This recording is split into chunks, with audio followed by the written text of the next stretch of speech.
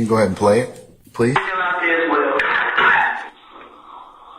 Probably still out there as well. Still.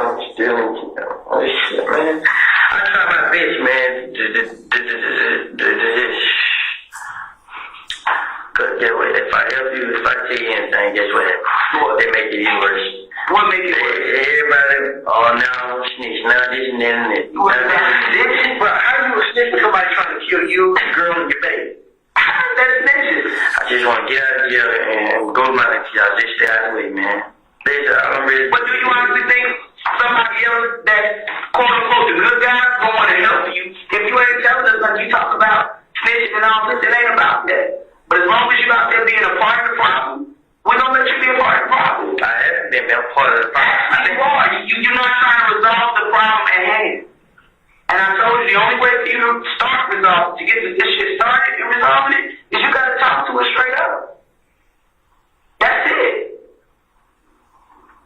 You gotta talk to us straight up. Because if you're not, it's just gonna continue and continue and continue. And I hate to see you or anybody else come up there behind the foolishness because everybody want to be loyal to the streets and everything. I'm going to say, kid. In that 41236. Okay. Mr. Schardt? So, my issue with this, and again, it's going to be under 403. My issue is the state is clearly making the argument and trying to appeal to the jurors through their questioning, and I'm sure they're going to make arguments in closing. They made arguments in opening that witnesses are reluctant, that Mr. Copeland's reluctant. They're pointing out that Mr. Copeland says certain things when Jeffrey Williams is in the room versus not in the room. And the reality is, despite insinuations at times by the state outside the presence of the jury, that were unfortunate accusations, I think, there's been no evidence that Mr. Copeland fears anyone seated here. There's been no evidence of any threats made by anyone seated in this courtroom towards Mr. Copeland, or at least on the defense side.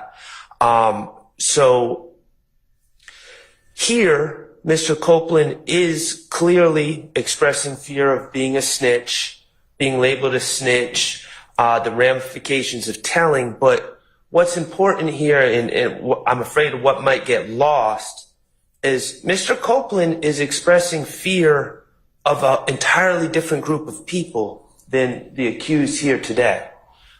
He's expressing fear of the group of people that are shooting at him actively at the time of this interview, which I think the state has alleged are IF gang members. I believe that certain individuals that are not associated with any of the defendants here today were arrested and charged with that crime.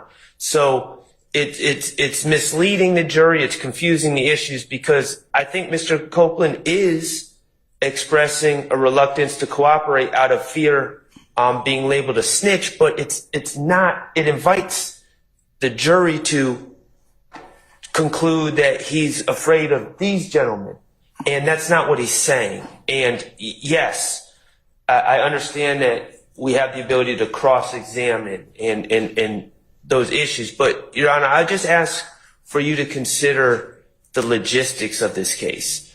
The fact that the state is talking about playing, like, I don't know if we add them up, 17 hours of videos or however long of Mr. Copeland. It's not a typical trial where we get to just follow up with cross and clear up issues. There might be a week between when this is played and when we have the opportunity to cross-examine him about these issues and clarify some things and clear them up. And it's kind of like it's just not a smooth process. And I think that we need to do our best to eliminate any of the misleading or confusing issues from this tape, including this segment right here, which under 403, I believe that it should be excluded. Okay. State?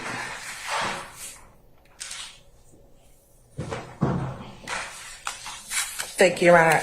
I think Mr. Schardt is trying to compartmentalize issues, and we have to look at this case in the totality of all of the circumstances. So first things first, specifically, when I asked Mr.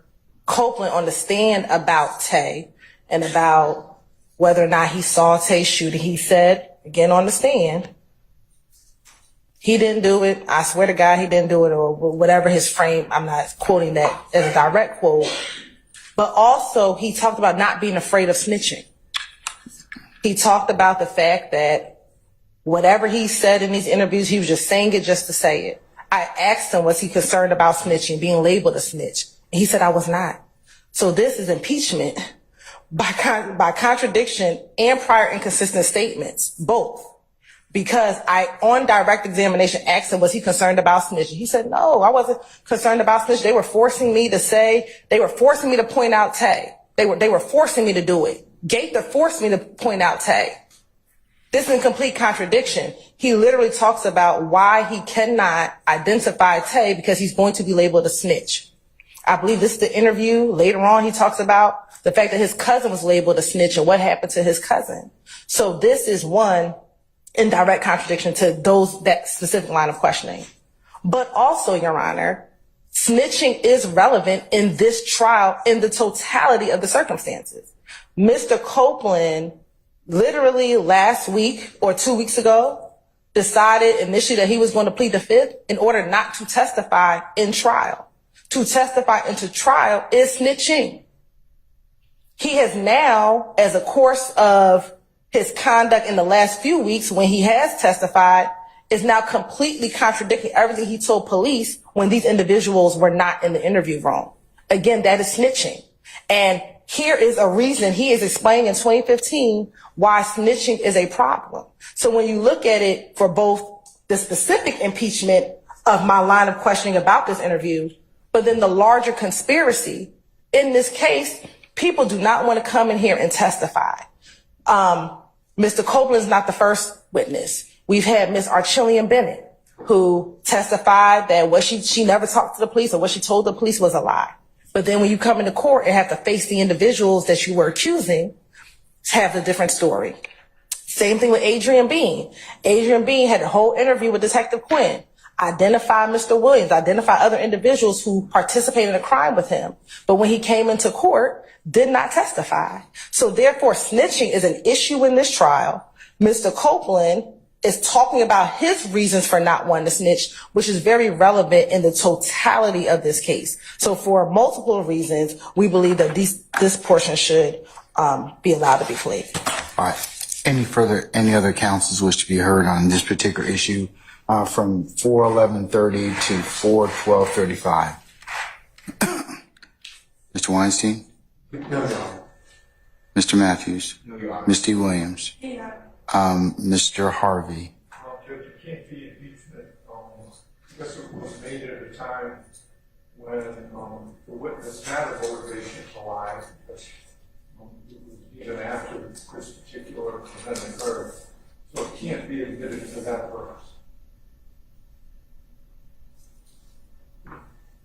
All right, okay. All right, sir. Mr. Steele?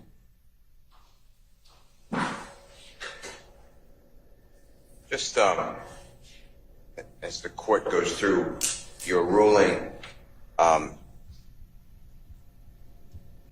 the state's information, or what they just said about people come in and then face Mr. Williams et al. And then are reluctant, is not what I understand. I understand Ms. Bennett was upset because the district attorney's co-worker was inappropriately communicating with her. I understand that Mr. Bean told another detective at the hospital when he was first arrested that he did not have information. He was told, if you include Mr. Williams, then you can get out. It will be better for you. With Mr. Copeland, who's testifying, he has stated that he's been pressured by the prosecution. So this whole creation of pressure is a theory of the district attorney without zero proof. So I don't believe that that should weigh into your analysis at all. I also agree with Mr. Harvey that once the reason for the fabrication or the improper influence is birthed, then under Tome, which is Tome, United States Supreme Court case, and in Georgia, Adams, ADAMS, it's also in the statute, which is OCGA section 24-6-613, because the motivation of Mr. Copeland is clear. He's in custody. He wants to get out of custody, and he's making statements. These are not prior consistent statements at all. The state is saying it's prior inconsistent statements. Sometimes they are, but sometimes they're really prior consistent statements that they wish to get in, because Mr. Copeland really is not inconsistent. He said, yes, I probably said these things, but I said them because I was motivated to get out of jail. So the state is relying on inconsistency. I believe that they're really relying on consistency, and I join Mr. Harvey about it's not proper for a prior consistent statement. All right, sir. Okay. In considering 411:30 or thereabouts to 412:35, the court is in agreement. At least it's a impeachment by contradiction for the reasons that the state's proffered. Whether or not the issue of snitching is relevant before the jury, and whether or not that is an issue that several witnesses have testified to, would be relevant. So, but the court's primary ruling is based upon impeachment by contradiction. So that will be authorized to be inquired into. All right.